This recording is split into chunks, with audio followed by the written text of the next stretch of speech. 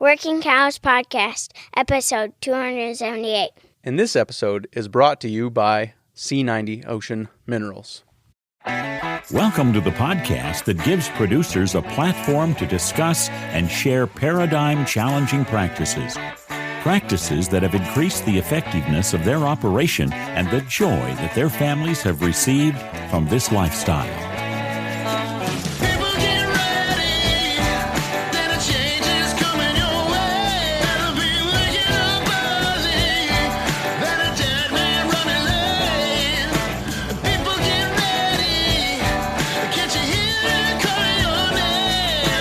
Howdy, everybody. This is Clay Connery, host of the Working Cows Podcast, recorded exclusively in the C90 Ocean Minerals studios. And shout out to Charlie, my daughter, the birthday girl today, who was recorded there in the episode number.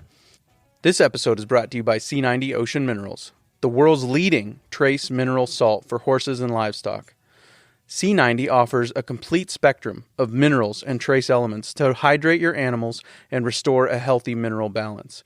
With up to 5 times the mineral content of leading earth salts, C90 is the best source of electrolytes and nutrients your horses crave. Produced in North America from a pristine ocean source, C90 is lab certified, free of microplastics and contaminants, so you can be confident you're feeding pure, all-natural minerals. Available loose for optimal uptake or in new block licks. Join the growing network of horse owners and equine professionals making the switch to C90. Give our team a call today to learn more. Call 770-361-6092. That's 770-361-6092. Or visit c-90.com. Available nationwide and around the world. Very excited to be sharing with you today my interview with Buck Brannaman. Buck was gracious enough to welcome me into his tack room and give me and my dad the opportunity to sit down. My dad just listened in on the conversation, but I was very pleased by his graciousness and his willingness to welcome us, and very much appreciated this opportunity to sit down and talk with him. And what you're going to hear in this conversation is basically us tracing the history of Vaquero-style horsemanship. It goes by lots of names, California horsemanship, and we'll talk about why some of that is throughout this episode, but very excited to share this with you. So enjoy this conversation, and we'll talk to you afterwards with a little bit of what's coming up next on the Working Cows Podcast. Buck, thanks for joining me today on the Working Cows Podcast. My pleasure. Thanks for your hospitality, too. It's very cool to be here in the tack room. So glad to have you here. Great surroundings. So I guess, I got my interest piqued, at YouTube University, I guess, so over the years in kind of the history of horsemanship, and specifically the Vaquero style of horsemanship. And I think actually the video I watched, I might be combining videos, but one of them was comparing California horsemanship or stockmanship and Texas stockmanship. And there was a guy on there from the California school that said, mañana is kind of how we think about stockmanship. There's always tomorrow. If we don't get it done today, we can do it tomorrow. And then there was another guy on there from Texas who said, my dad grew up telling me, hurry every time you think about it and keep it on your mind. And that kind of always hurrying, and then the contrast with the California style being we got tomorrow, or we can take our time and get this done in a slow and calm manner. Is that match with your experience? Yeah, sort of. There's, of course, I travel around the country everywhere, and there are a lot of different styles of cowboying. And some can be real zealous about it to where it's probably been a few thousand bar fights over it over the last 100 years, because the Texans are real proud of what they do, their style, and so are the Vaquero style cowboys. And then, you get to other parts of the country, and it's a bit of a mix of both, which, we can talk about that, the history of that. But I've just, I grew up with an admiration for this Vaquero style of horsemanship because I've always been interested in the classically trained bridle horse. And I would say the Vaquero style of horsemanship favors the fine horsemanship probably a bit more than some other cultures, but, I'm sure they would argue that too. But, I talked to Bill Dorrance about it one time, and who was a very famous rawhider and bridle horseman and teacher of mine. And Bill was never very controversial, and he didn't want controversy or conflict. He wasn't that kind of guy. And Bill said, well, there's a lot of different ways of working stock and working cattle and working horses. He said, but, it doesn't matter where you're talking about. He said, all those boys get their work done one way or another. So, I've told friends of mine before, it might not be me that would have rubber on my saddle horn and a short rope and, a taco hat or anything like that. But you don't go to hell for wearing that. So, yes, sir. Yeah. What would you say are some of the maybe elements that make it the Vaquero style? What are some of the things that make it distinct from other styles? Well, what's interesting is that a lot of us grew up in school that we had history class, but a lot of it really favored white European history. And some would be led to believe, if that's all they'd been exposed to, that the first documented cowboy, quote unquote, was in the Texas region. Well, that's not true. The first documented cowboy was 85 years prior to that in California. So the whole Vaquero thing, the style of horsemanship is influenced by the Spaniards.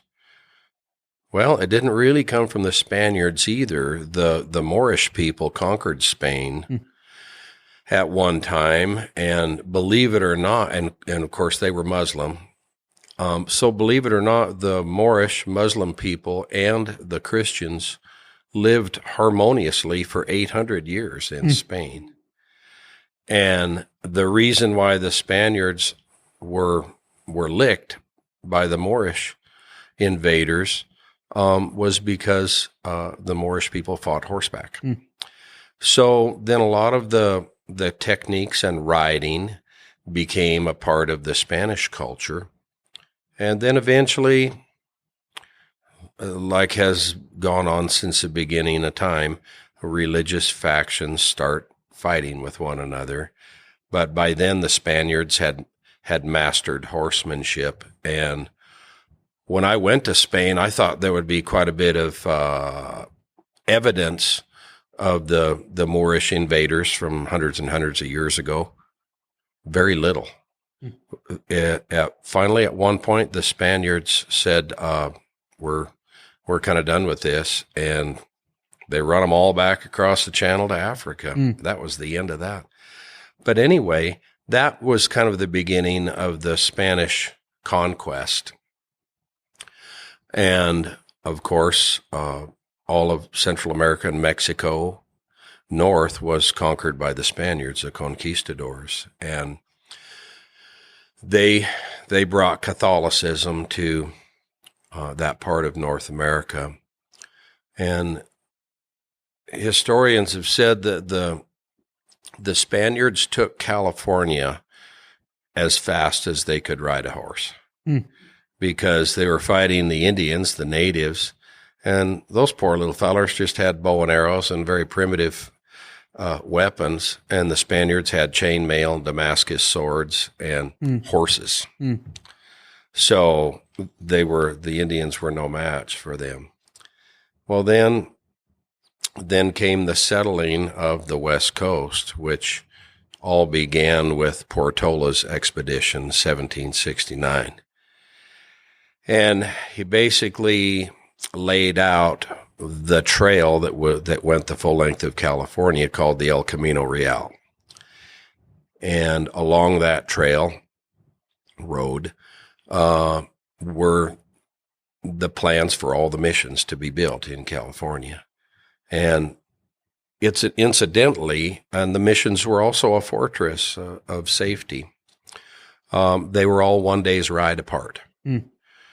And that really started the ranching culture in California. There were so many head of livestock issued by Spain to each mission to settle. And so eventually the missions became these vast ranches. Well, now we'll back up just a little bit in terms of the cowboy style. Everybody knows that the first roping that ever happened in North America was in Mexico. The Mexicans, the charros, caballeros are the Mexican working cowboys. The charros are more like the rodeo cowboys. Well, the first people to master roping livestock were the Mexicans. Well, now you think about this in terms of what a lot of people don't realize, the style of gear and horses and working cattle was, believe it or not, influenced mostly through racism and prejudice. And a lot of people don't realize that. They usually, when they hear that, they go, "What? How could that be?" Well, if you think about it, there was obviously quite a conflict between the Texans, New Mexicans, and the actual Mexicans. So the Mexicans always wore big hats for a reason. Sunny country. Save your skin. Texans, small hats. The Mexicans had big saddle horns. Well, the bigger the surface area on the saddle horn, you could dally and you could have friction and stop something. Texans, small horns. None of them, they didn't want to be associated or identified with being influenced by a Mexican because of all the other prior conflicts. The Mexicans always rode with wide stirrups where you could work off the ball of your foot. Texans, narrow stirrups. So the gear thing goes on and on and on. Well, the Texans did realize that this roping thing had some merit. Okay, now remember the Mexicans, they rope with anywhere from 80 to 100 foot of maguey. Well, maguey is what they made the ropes out of there because they had cactus fiber. And so the Texans started roping with this. That's the only rope available. They roped with magueys. Except their horns were small on their saddles, so they couldn't dally. They just lose their rope. So somebody, and it's hard to be, being prideful, that really gets in your way a lot of times. So rather than just say, "Hey, you guys, why don't we do it like the Mexicans? They're pretty good at it." No, rather than dally, they tied off hard and fast.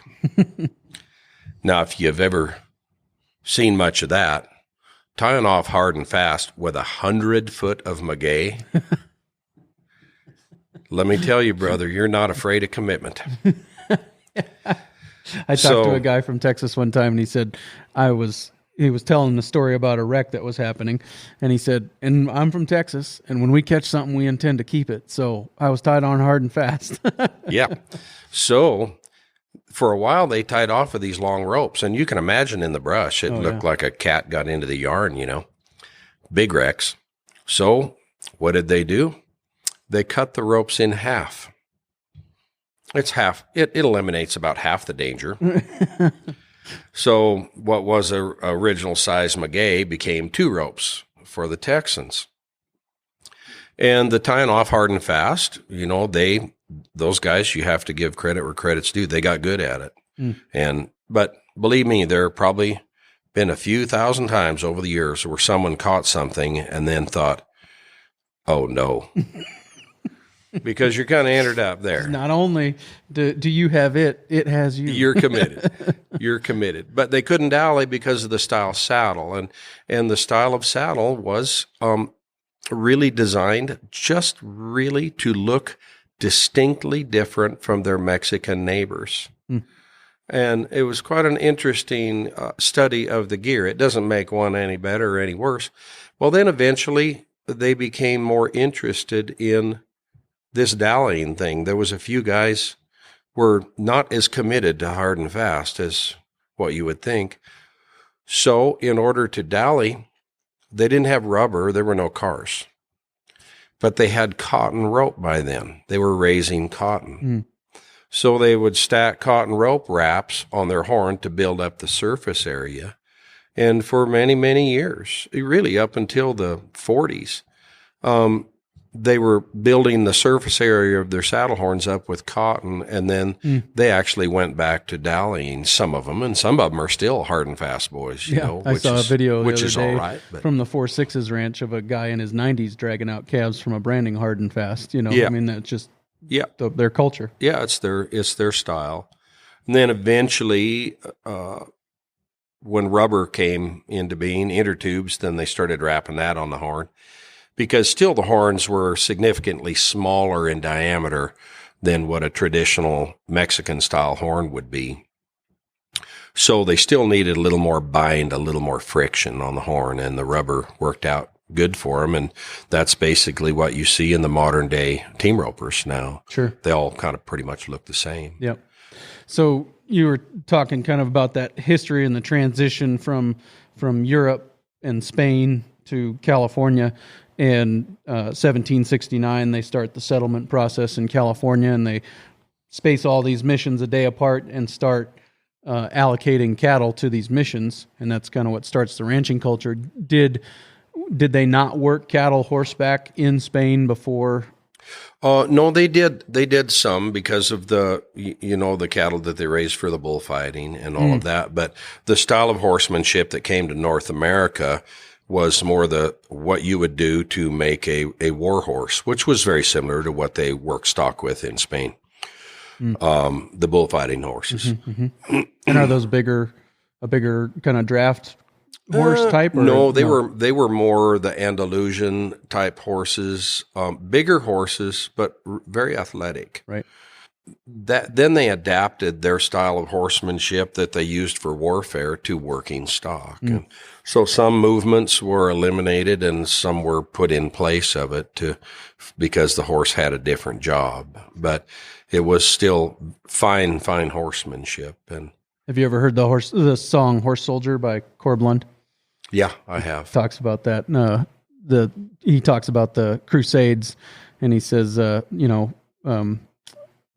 I fought the circling Saracen, and once again against myself was cast. He's talking about the riding the Percherons in the sand, and the Saracen fighters of Muslim nations were much faster and able to get around in that sand and different things like that. So It's interesting you talk about that history with Spain, and then they kind of come to America and rerun that same play basically on the Native Americans that they got their butt handed to them in Spain by the Moorish people, and then they come to America and do the same thing in California. Well, and then there are some Spanish bloodlines in the wild horses, which is another conversation for another day. But there are certain isolated regions of America where they can track the Spanish horse in the Mustangs, and not all of them, but they're like in Oregon.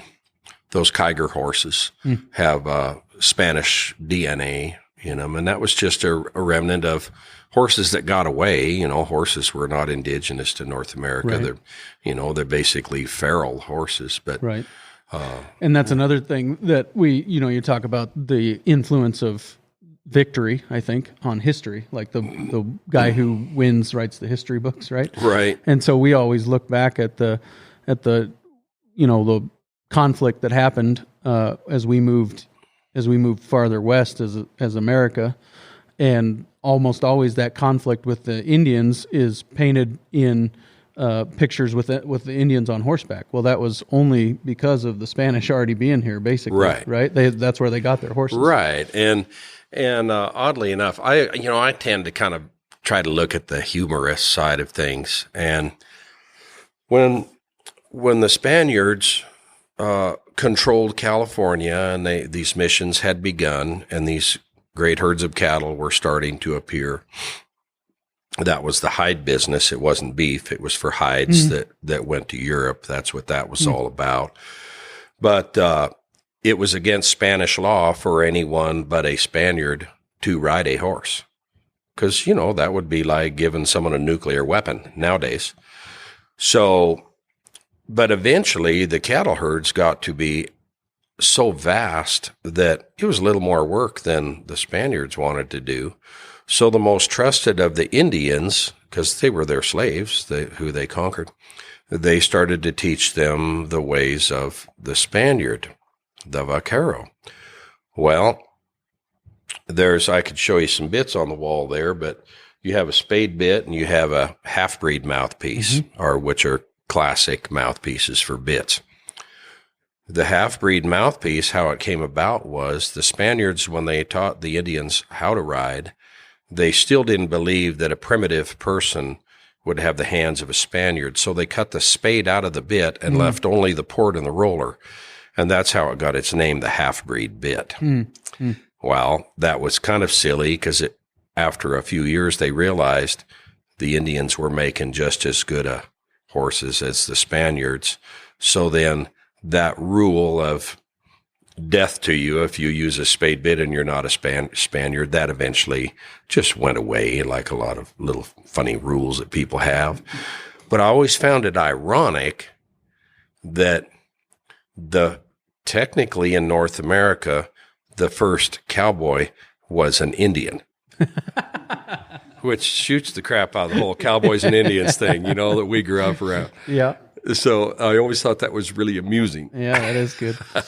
And that word vaquero, basically, we got our word buckaroo from white people trying to get their mouth around the word vaquero. Is that right? Exactly. Yeah. Just, white people can really murder the Spanish language when they try it. They So that's what so pretty and make it sound so ugly. Yeah, that's what turned into buckaroo. Yeah. But at the same rate, macate. Most of us white boys don't call it a macate. It's a McCarty. So we bastardized that word too, Right. but that's what we call it ever since I've been around. Sure. And when was the rawhide riata a separate culture from the macate? No. What changed was the tradition of roping, as I say, came from the Mexicans, but in that part of California, there was no cactus. There was no fiber in which to make ropes But there was to hide. be able to work stock, but there were hides. So that's where the rawhide riata came into popularity in that part of the states. That's the only thing they had to make ropes out of. Sure. Yeah. Yep. And so we've kind of gotten to that place where they've got cattle allocated to every mission in California, and we've starting to see these vast tracts of land managed by the Spaniards. They're starting to bring on the Native Americans, the Indians, to do some of the work. Yep. Where did it go from there? Was there ever a time when it died out, or was it kind of kept alive all through down to the Tom Dorrances and Ray Hunts? It stayed alive. It evolved, but that was the beginning of the vaquero culture in America. Yeah. Yet you can go to Italy, and they have quite a bit of vaquero history in Italy. Believe it or not, because they were all part of Spain at one time. Sure. And the word vaquero isn't new to America. It was used in Spain long before we ever started working cows. And it always kind of had that meaning of working cows horseback? Yeah, it always did. So, but that was the beginning of our vaquero culture. And then there was a period of time, of course, when Spain no longer controlled what is now America, Alta California. And a lot of the old Spanish land grants were taken up by European people. And but the ranches stayed intact, and so that became kind of a new era of ranching. And it changed a lot because of the railroads, the markets, and it evolved into a beef market. The hide market at one time went away. And but with the ability to transport cattle across America, the beef market became really, really big. So ranching grew. It got bigger.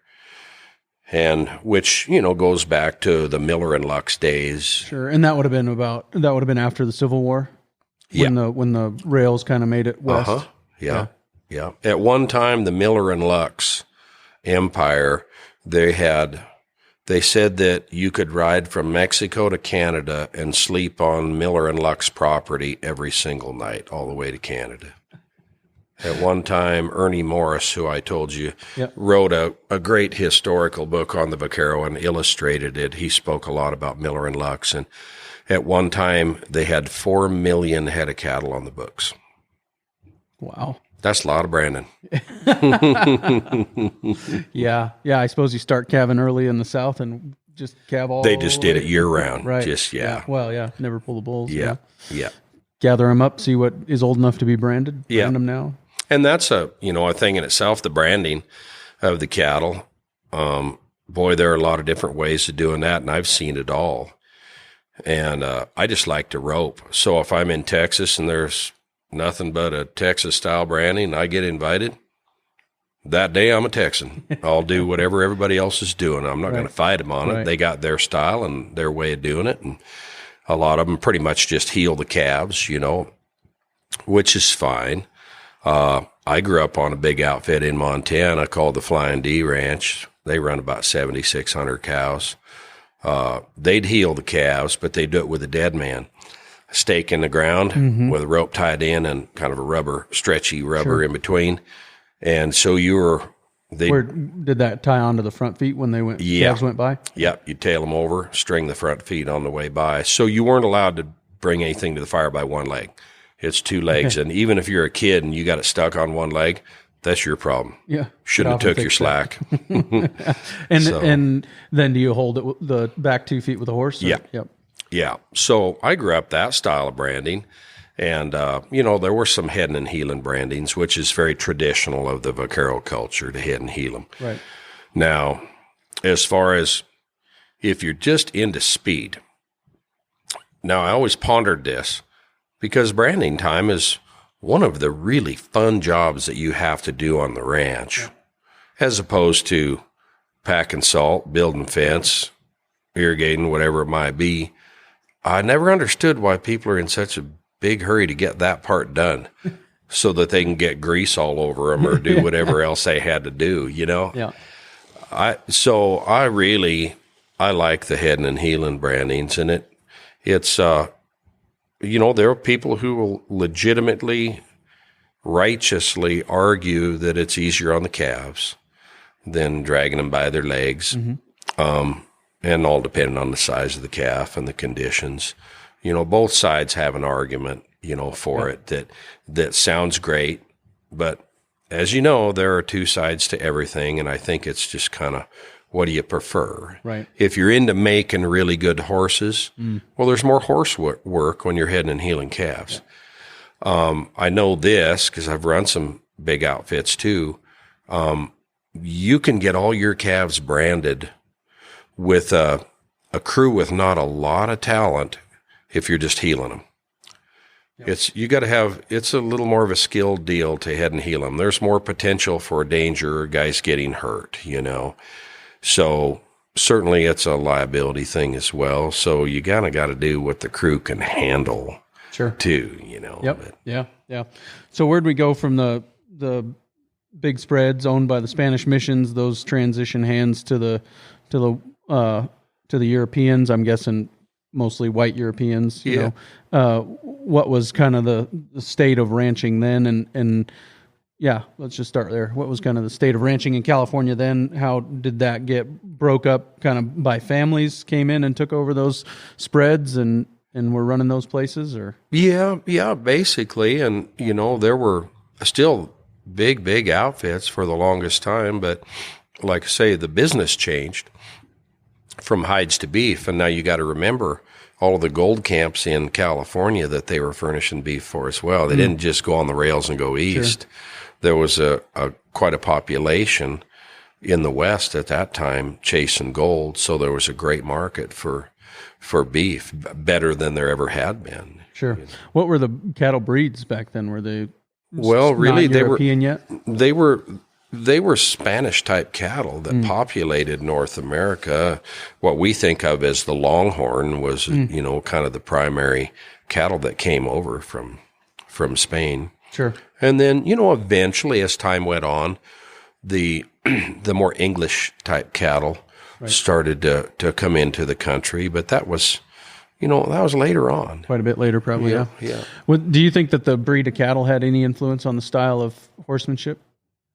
Oh, yeah, I think so, because the European cattle, the English cattle, you have to remember, there's never been big outfits there. Right. It's like I always have an ongoing joke when I'm either on the East Coast of America or I'm in Europe, and they ask me if I'll do a ranch roping or maybe a cow working class. I'll always ask them, do all your cattle have names? Because if they do, no bueno for me. Yeah, for sure. So they're a lot more docile, for sure. Those dang Longhorns, those buggers can be wild and they can be breachy, but they're tough, durable cattle. Yeah, they're tough. Yeah, and they're easy doing. They don't take a lot to get by. They're survivors, and there's still a lot of people that on first calf black heifers will breed a Longhorn bull just because they're so dang hardy. They're like about the size of a jackrabbit, and they jump up and kick their mom in the belly and go to nursing. Right. They're tough little boogers. So, and then at least she weans a calf in the fall, right? Rather than something that kind of dummies up and Zero. dies I in a learned in high snowbank. school, zero is kind of hard to recover from. Exactly. Yeah. It's better to turn in something that's not well done than it is to turn in nothing at all. Exactly. That's right. So, how do you have a sense of how we got from, these big outfits to guys like Tom Dorrance and some of them? Well, a lot of that was, just the horsemanship being passed down by word of mouth as a matter of tradition. But you still have to remember the Spanish style was the finished horse was a handy horse and an obedient horse. But they were also, the methods were still pretty harsh. Some would venture to say pretty inhumane. Well, Tom Dorrance... Sorry, more of that distinction between breaking a colt and starting a colt. Do you think that's a appropriate distinction? Sure. Yeah. So Tom Dorrance, he grew up on a big cow outfit in Oregon and near Enterprise, Oregon, and La Grande country. His family raised cattle, and they they worked on other outfits. So he was around a lot of sure enough working cowboys, good hands. Well, Tom was always a smaller person. He wasn't a big guy, so he was a pretty small kid too. But not just that. Tom was he was a genius, and that's just God-given, and he didn't like, it hurt his feelings. He didn't like how the older men handled the horses when they were quote unquote breaking colts. Mm-hmm. And he decided at a very young age that he was going to find a way to work with horses as if the horse got to take part in making up the rules, how you'd get that accomplished with him. And that was his life's quest for 90 years. And yet if Tom's genius had been directed toward science or something more mainstream, engineering, well, he would have been known over the whole planet. He practically is anyway, but his interest was making life better for the horse. And he had an amazing mind. I met him in July 17th, 1979, and I was at a Ray Hunt clinic, not by choice, but I'd heard about this Ray Hunt guy. Well, I just needed to talk to a fella about getting a cowboying job, and he was in town in Bozeman at the Ray Hunt clinic, so I thought, all right, well, I can put up with anything for a little while.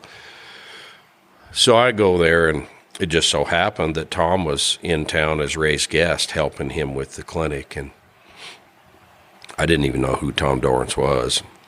And not a flamboyant looking man. And this cow boss on this outfit, he asked me, he said, you want to meet Tom Dorrance? I was like, sure, whatever. I'm just being agreeable. I want the job, you know. And I were going over to meet him, and hell, he looked like the guy that mowed lawns at the fairgrounds or something, you know.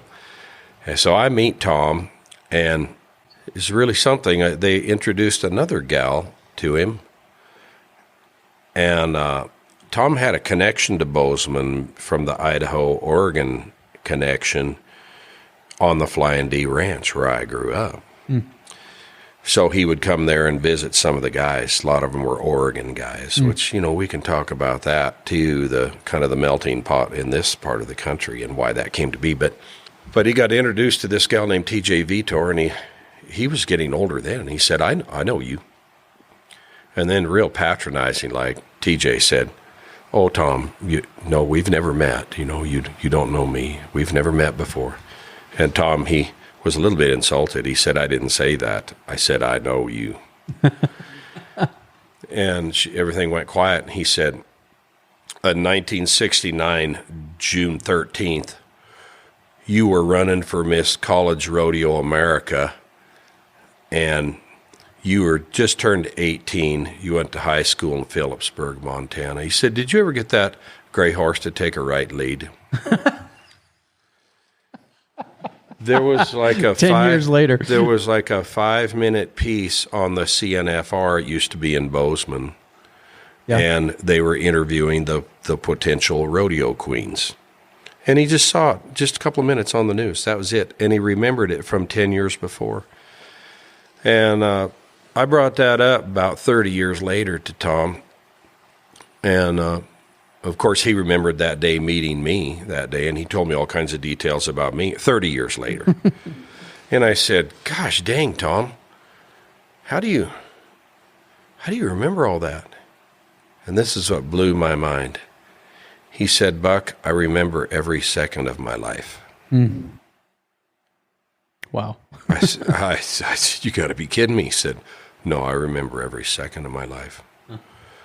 And which made it pretty obvious then how he could accumulate so much knowledge over his lifetime about working with horses, which you think changed the world. Think about the value that would bring to being able to figure out what works with horses and what doesn't. You know, I mean, and not be out there scratching your head thinking, now this has happened 100 times. Right. When am I going to figure this? Well, my dad always says, you know, that guy has forgotten more about X practice than I'll ever know, you know. Yeah. Literally true not literally true for Tom Dorrance. He remembered it all. Yeah, exactly. So that became part of the evolution, really, that blended right into the vaquero culture, the Tom Dorrance style of horsemanship. And there were some other guys, of course, too, but Tom was really considered the godfather of what is modern vaquero style horsemanship. Sure. Would he have been kind of like a repopularizer of it? Like it became more popular as a result of his work and people hearing about it? Yeah, I think so, because of the innovative ideas that he had to approaching the horse in a more humane way. Right. It was something that was appealing to people as they started to try to find a more civilized way to work with horses. And a lot of the guys that you hear talking about vaquero-style horsemanship today talk about it in a more being a more humane way. Right. But then they also, most of them, and I mean, I think it's part of the tradition, the roots of it, are talking about a spade bit. And when a guy like me who grew up around curb bits and, you know, this and that, looks leverage type bits, yeah. Right, looks at a spade bit, you think that doesn't look more humane than what I grew up with. But I mean, I guess so. I want to give you an opportunity to talk about the spade bit, how it works, how you get to a point where it is the more gentle option. It takes some time, obviously, some education. Just the angle of the spade bit in relation to the cheek piece is, if it's a well-made bit, it's between 85 and 86 degrees.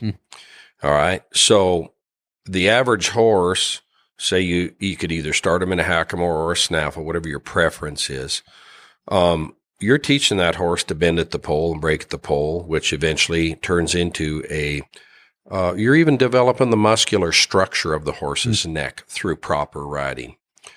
You're also changing that horse in a way that his normal position of his head accommodates the angle of the spade bit, and that's called an upper palate bit. So the signal comes off the palate of the horse's mouth. It's considered a fine instrument, not a weapon. Well, then you'll have other cultures of riding.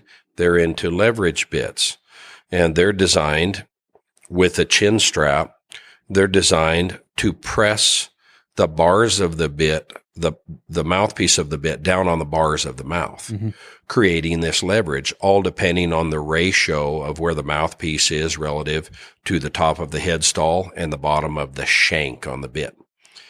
The leverage can be mild or it can be very severe depending on the design of the leverage type bit.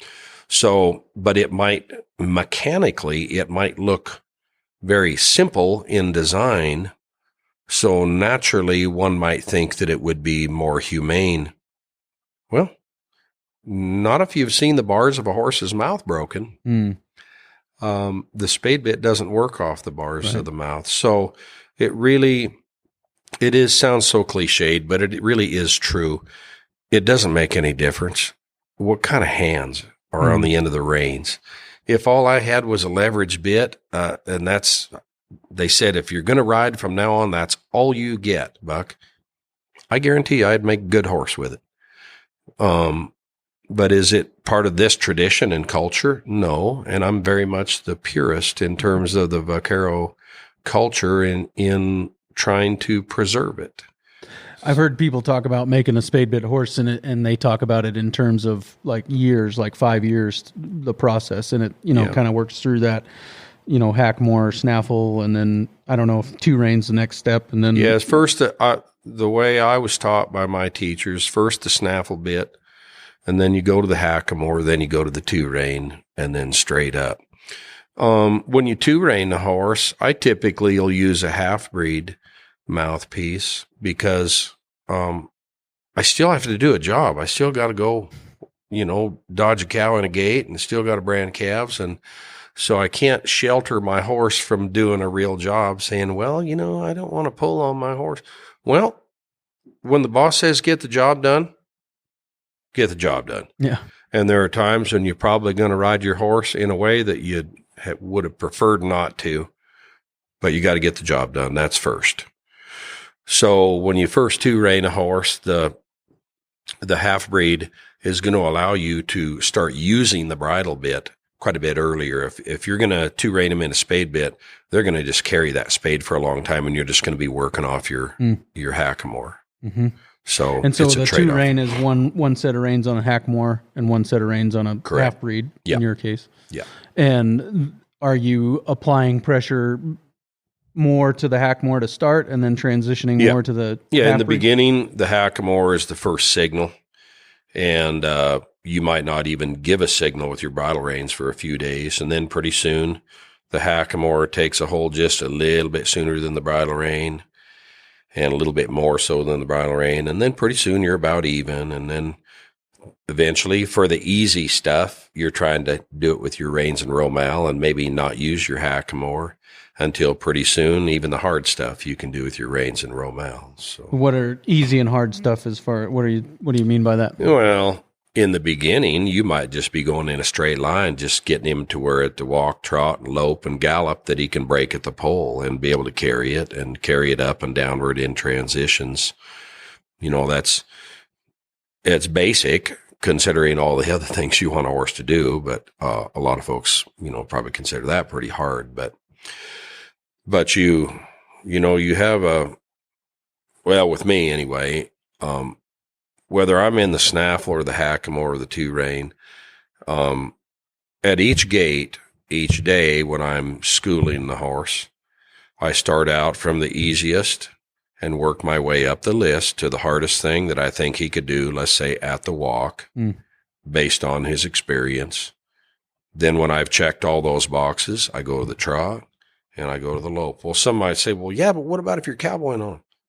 I can go through just a real short, effective schooling of the horse in the time when everybody else is pulling their chinks on and tucking their pants in their boots or whatever it is they do, I'm going to be on my horse, because when my horse is fresh first thing in the day, maybe I have only 5 minutes to just see if I can get him a little bit handier than the day before. And I'm not going to wear him out. I'm going to save my horse if I got to be on him all day cowboying. But once you leave the barn, then anybody that's cowboyed much knows the rest of the day your priority is save your horse. Don't be training on him out there. Don't be dinking around with him. Save your horse, because something might come up toward the end of the day that you didn't expect, and you need whatever little bit's left in him to get the job done. So some days you're schooling your horse just for the sake of getting him handy. But when you're doing a job, you just school him a little bit in the morning while you're warming him up. You try to get the dance a little bit nicer than what it was. Sure. And was that progression from snaffle to hackamore to two-rein to spade bit, was that the progression in the Vaquero days early on, or was that an addition of Tom Dorrance? No, that was part of the Vaquero tradition. And some Vaqueros chose to have the initial stage be that they started them in the hackamore, and some chose the snaffle bit. And there's some guys who are pretty zealous about that too. It's like, there's no way one guy can be right about everything unless your name is Jesus. That is about the only way. That's the only one I ever thought of. I'm with you on that. It's the only one I ever thought of. So, they'll get pretty argumentative about things, but the snaffle bit dates back 6,000 years. So it's not a new thing. Right. Might have been the one that Jesus rode the colt in on. It very well could have been. The triumphal entry. Let's go with that. Yeah. I always say that's a pretty cowboy thing to me. Dang you right. talk about an unridden colt. Exactly. So but some vaqueros prefer to start in a snaffle, some in the hackamore. And I have to talk about that because I always get asked about it in my clinics. There are some guys that, gosh, nowadays, there's so many people out there trying to do clinics, I can't even keep track of all of them. But sometimes they'll do or say things to distinguish themselves from people that came before them, simply for the purpose of drawing a distinction, something different. And me, I pretty much tell people, anything I'm doing that looks pretty good to you, you could attribute that to Ray Hunt. And anything that doesn't look too good to you, that I came up with on my own. So I'm just trying to copy my teachers. Well, anyway, you'll get some that will say, you're not a vaquero if you start a horse in a snaffle bit. And then they'll go back and forth the other way. Well, there's trade-offs to things, whatever choices you make in life. If you start a horse in a hackamore, first of all, there are complex flexions in classical horsemanship that are very difficult to achieve in the hackamore. Only the most expert and experienced person can achieve those.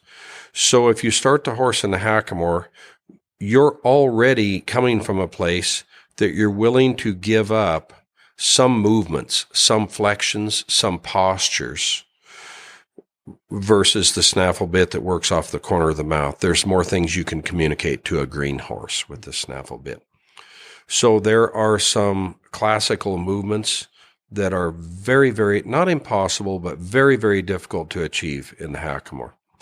The other part of it is, if you eliminate the snaffle bit stage and you just go hackamore, two-rein, bridle, that might seem faster, but now remember, the first piece of equipment that ever went in the horse's mouth is a bridle bit.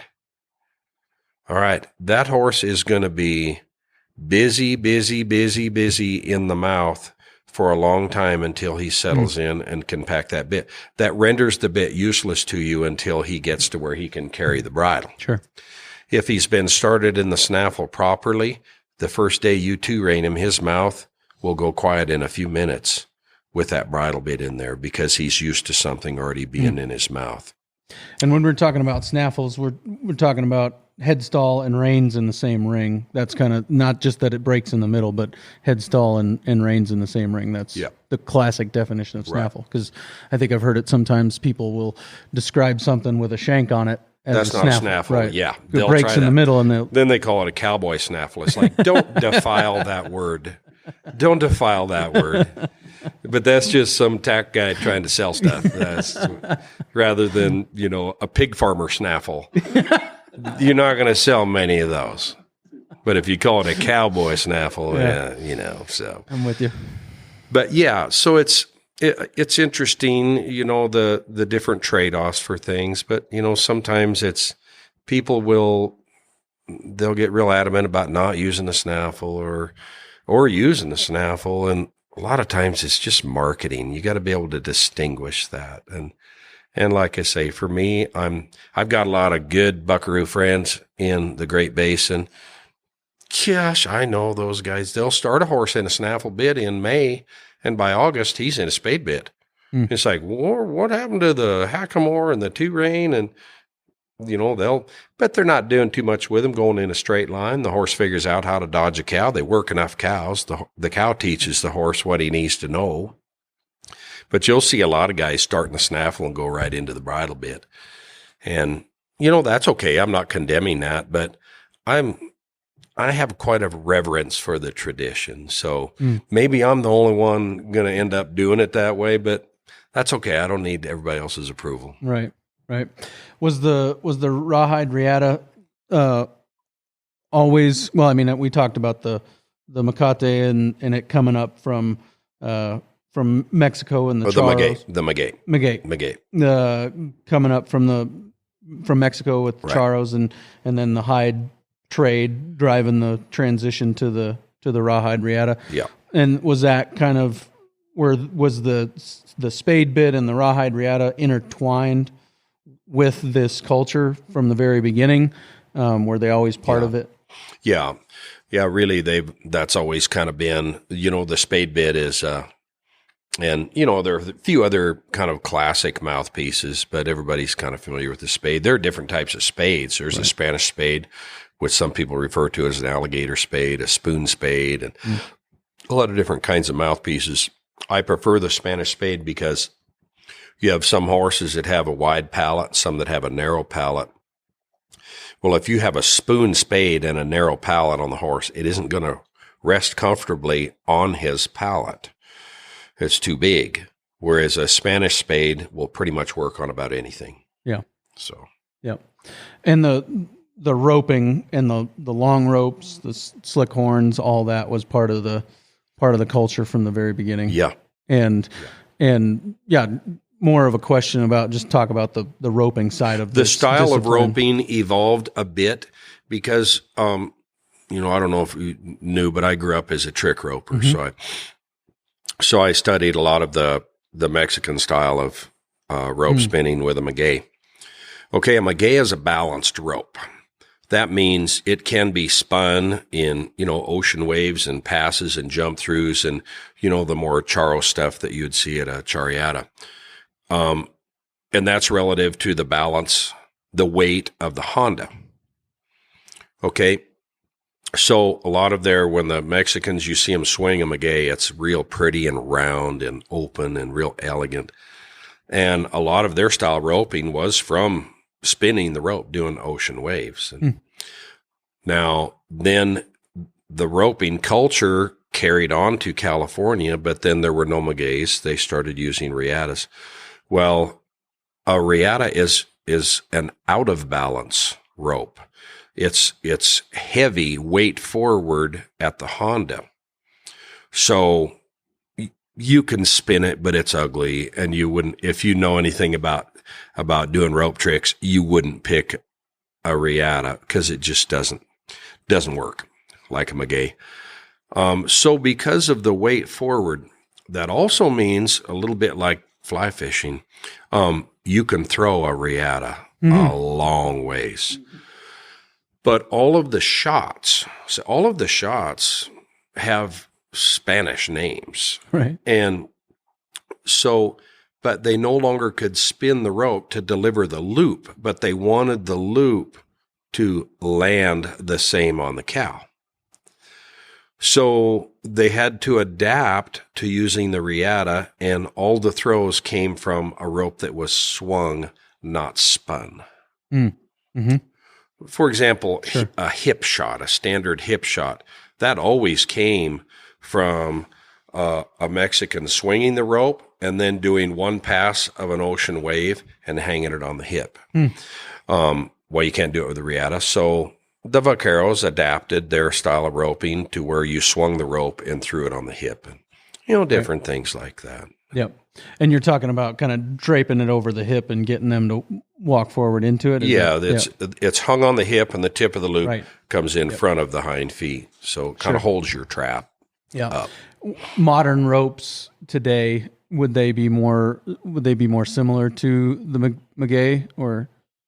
Yeah, you get some that certainly are similar. There's so many different things available now in terms of, and a lot of the ropes that you see are perfectly designed for team roping, Yep. Relative to the length, the hardness, the twist on it. There must be 100 different, probably more than that, different kinds of ropes that team ropers prefer. And, some people will get real critical of the team ropers if they're interested in this vaquero tradition. I don't, because I believe that if you can nod your head and come out of a box and you can rope a steer, head and heel a steer in 4 flat, then you have some devotion to something. You had to practice. You had to bleed that. Right. And so I don't think you can take anything away from someone that's become a real master at team roping. They're not trying to prove to you that they're God's gift to horsemanship.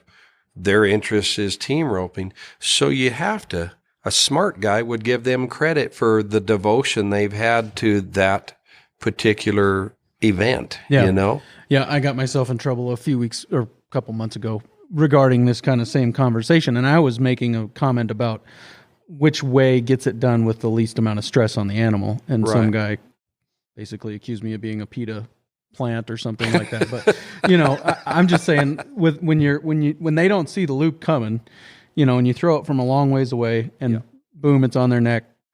There was less stress probably exerted. Well, and you also have to think about the safety for the human too. Like a day like today, it's all froze up out there, but it's been kind of warm, so it's really slick, down about a half an inch. All right, this is the kind of weather you're doctoring calves in. If this was in March or April, this is when you got scour calves and stuff to doctor. I love to rope, whatever kind of roping it is, but I don't really want to track up on a calf at 35 miles an hour on ground like this, because I've been upside down. I've done the garage sale thing. So if I can pull down 7 or 8 or 9 coils and on a feed ground, I can hula hand that calf from 60, 70 feet away and never get out of a walk, I'll take it all day long. Because when the ground's good, the weather's nice, it's not slick, I like to go fast as much as the next guy, I ain't going to lie. But there are some days that if you're a one-trick pony that all you have is just going fast and tracking up and necking something, you're living on borrowed time if you're going to cowboy outside. And I'm just telling you, that's how it is. Yeah, very, very good. This has kind of turned into an episode tracking the history of vaquero horsemanship through the gear that they use. But early on, you talked about some of the distinctions between Mexican and Texas, or Texican, as it were, gear. And you mentioned the stirrups and the width of the stirrups and being able to work off the ball of your feet on the wider stirrups. Right. Talk about some of the advantages there and some of those things. Well, with the wider stirrups, anybody that's done athletics, played basketball, played tennis, golf, football, whatever it might be, anything you've ever done was off the ball of your foot. That's where all your balance, all your coordination comes from. nobody ever rebounded a basketball and left from their heels. Right. And the athletic position, right? Your feet are shoulder width apart. You're on the balls of your feet, crouched down. And that's every single football, baseball, basketball, every athletic position, that's where they start you. Same as riding. A lot of people, I think some people get into horses thinking, I've never been an athlete, always wanted to be. I think I'm going to get me a horse and let him do it for me. That doesn't work out too well, mostly. Riding well is an athletic endeavor, no question. Well, with the wider stirrups, which is more the Vaquero tradition, you're working off the ball of your foot. I'm the first one to tell you, I grew up using oxbow stirrups, contest stirrups, back in the days when I thought I was a bronc rider. And the guys that I was hanging around, they all rode oxbow stirrups, so when in Rome, you do as the Romans. But then all of the balance comes off the arch of your boot. Well, luckily in those days, we weren't doing anything very sophisticated on the back of a horse. So nobody would have accused us of having this great elaborate dance between us and our horse in those days. But we got the job done. We got a day's work done. But as the riding becomes more elegant, more sophisticated, you have to have balance. And if you're not working off the ball of your foot, you simply don't have it. You don't have any. Yeah. And is the pressure different? The pressure delivered to the horse different in with those tools, with the wider stirrups? Is it more from the calves and hips and those things? It's a totally different feel, because if you notice, most people, and I was one of those guys too, I could show you a picture, I'm not real proud of it, of probably 45 years ago, 50 years ago, me riding oxbow stirrups, and my feet are way out there in front of me like I'm water skiing or something, like you would, about ready to mark out a bronc. Right. And you're not going to get anything sophisticated accomplished with that kind of a leg position. So naturally, if you're balancing off the arch of your foot, it's going to put your seat in the saddle. You're basically riding in the park position, the stop position. Yeah, right. So the signals, if your feet aren't right underneath you, heels, hips, shoulders, the usual, no different than an English rider would tell you. If you're not riding from that position, you're very limited the signals you can give the horse. So I've often tell people, the perfect leg position is that your foot doesn't have to travel any farther to influence the hindquarters of the horse than it does to influence the front quarters. Both are equally important. Yeah. So let's talk about the saddle itself, since we're tracking gear here. A lot of times, wade tree, and we talked a little bit about the bigger horn gives you more friction and some of those things. But talk about, I've heard some Vaquero guys talk about if you're, I don't remember what he was saying about the fact that you should just trade in your wade tree and go get a regular old saddle if you're not going to approach it this direction. And he was talking about the fact that there's an advantage to the wade tree in your ability to rope out in the pasture, basically, I think is what he was talking about. Is it the way it fits the horse that makes it better for that, or is it, well, maybe I misunderstood? Of course, Tom Dorrance designed the wade tree. Okay. At Hamley's in 1940. The predecessor to the wade tree was a tree called the Homestead, which is similar but most certainly looks different. Tom had in mind, he wanted the saddle to allow you to move in it very much like an English saddle, but he wanted the saddle horn to function like the Mexican saddle. He understood that was tried and true. And then he wanted the leg position to be what would be considered proper in classical riding. So, and he wanted it to fit a horse differently.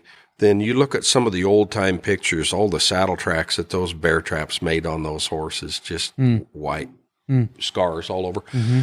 Well, Tom was the one to suggest that the bars flare out in the front to allow the shoulder to pass underneath.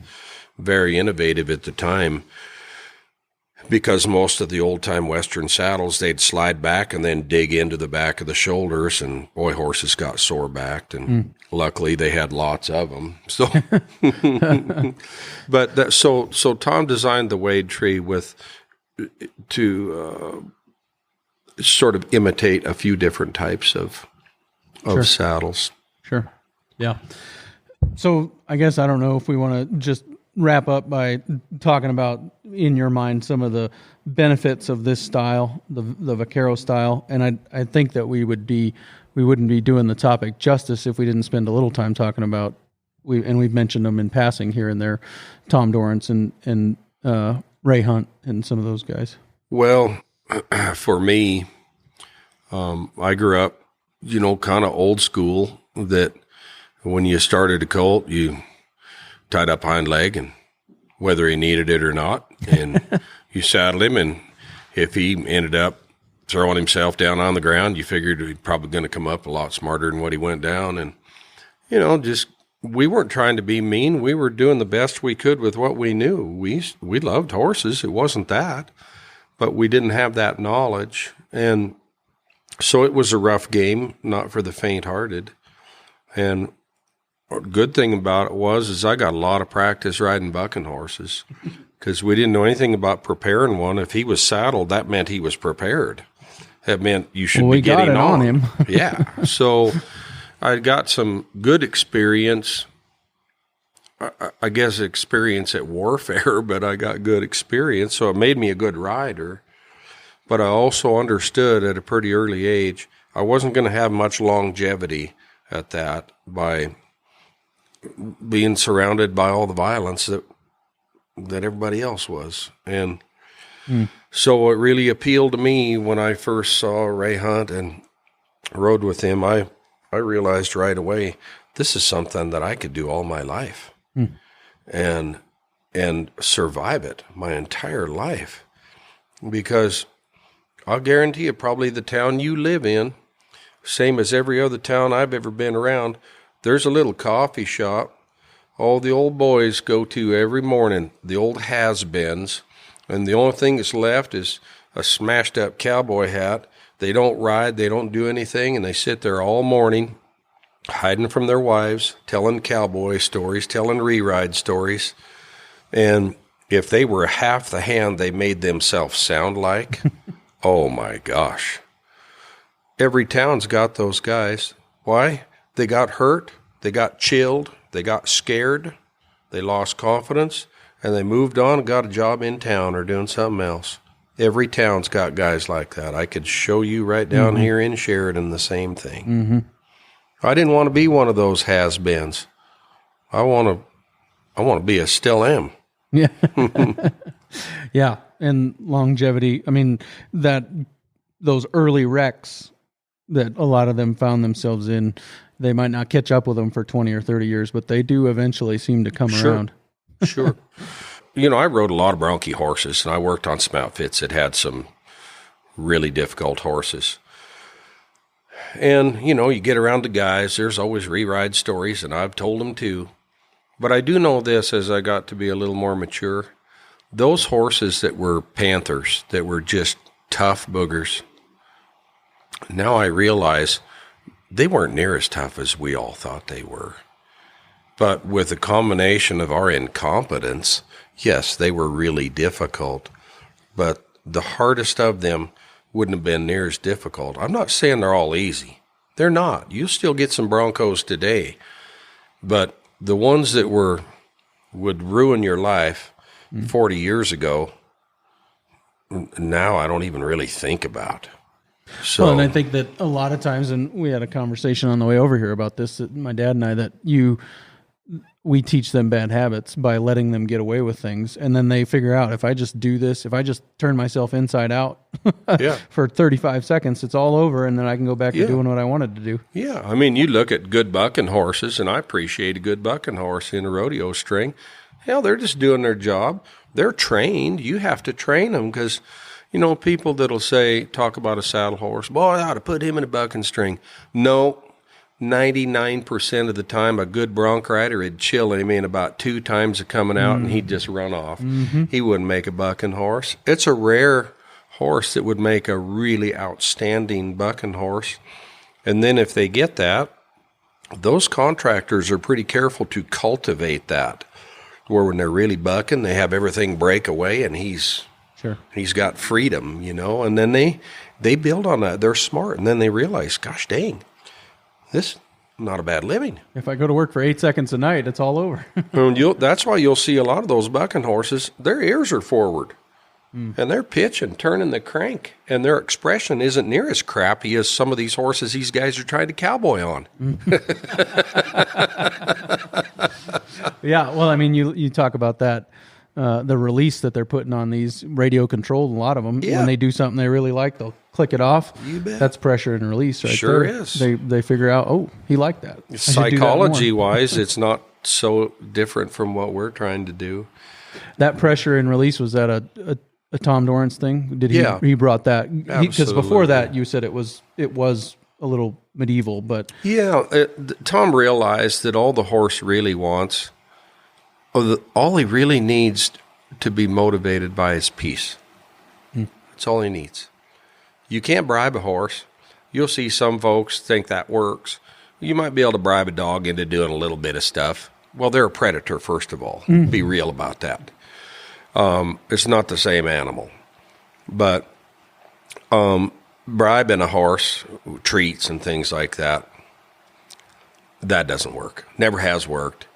And eventually they end up being disrespectful and can be dangerous. And if you got kids, you got a family, you can't have that. Yeah. But the greatest motivator there is for a horse is peace. Well, anybody's capable of giving the horse peace, but I often tell people when I'm trying to explain to them how a horse thinks and what they're looking for to be able to do something for you, they'll try their guts out for you if they know you are the source of peace. It's amazing what they will do for you. But then I'll always finish up with people when I'm telling them that, and then say, make sure the monster's not on his back. You might encounter all kinds of make-believe monsters on a green horse that he's just looking for stuff to be scared of at first, but you'll never get it worked out if the monster's on his back. No peace. Right. Never finds it. Yeah. Well, I've known since we started trying to book this that it was going to be a brief history of Vaquero Horsemanship, but is there anything that needs to be said about this topic before I let you? Well, a lot of times folks do ask me about that. It becomes just something that they're interested in after kind of being around me. Ernie Morris, a good friend of mine, just died a couple of years ago, was an old California vaquero, and his uncles and his family went back to the Miller and Lux days. So his book called El Vaquero, and there's another one called El Buckaroo, they are wonderful illustrated histories of the vaquero thing.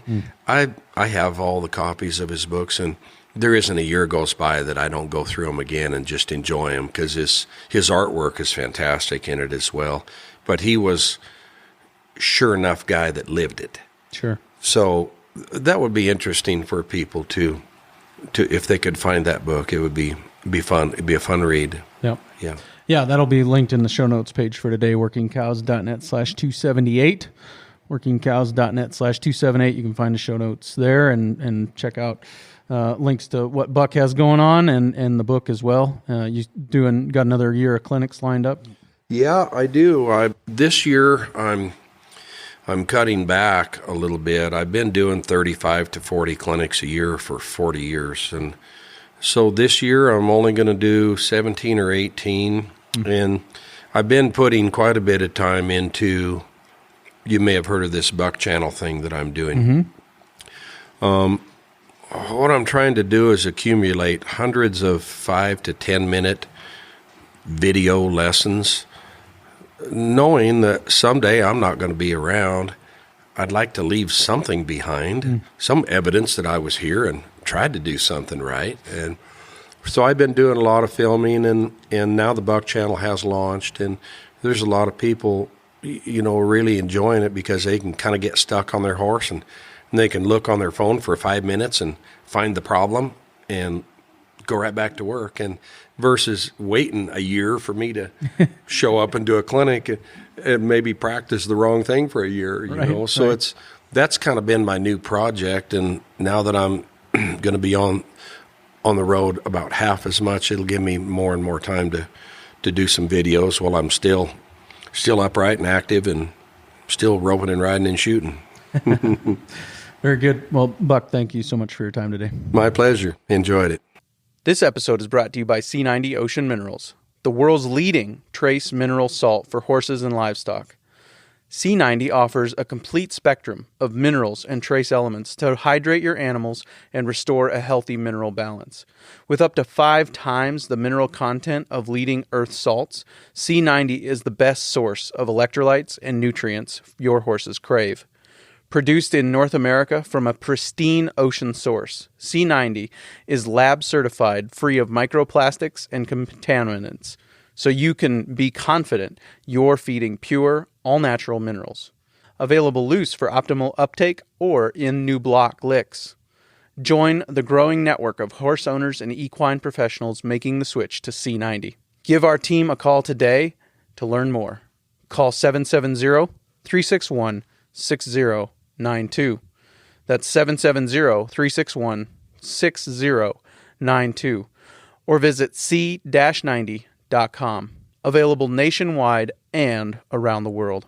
Very good stuff there with Buck. Really appreciate, again, his hospitality and his willingness to welcome us into his tack room and give us a chance to capture some of that history. So I really appreciated his perspective and what he had to share.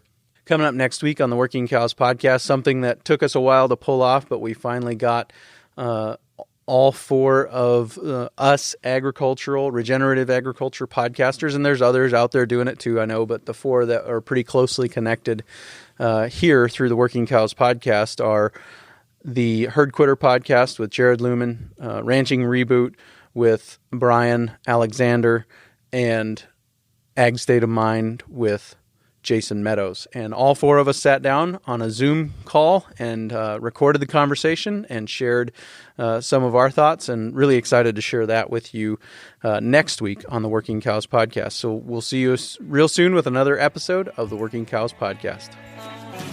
We invite you to visit workingcows.net to subscribe to the show via iTunes or Stitcher. You'll also find detailed show notes pages, resources from our guests, and the industry leaders who have influenced them. For more ideas on putting your cows to work for you in a more profitable way, tune in next week.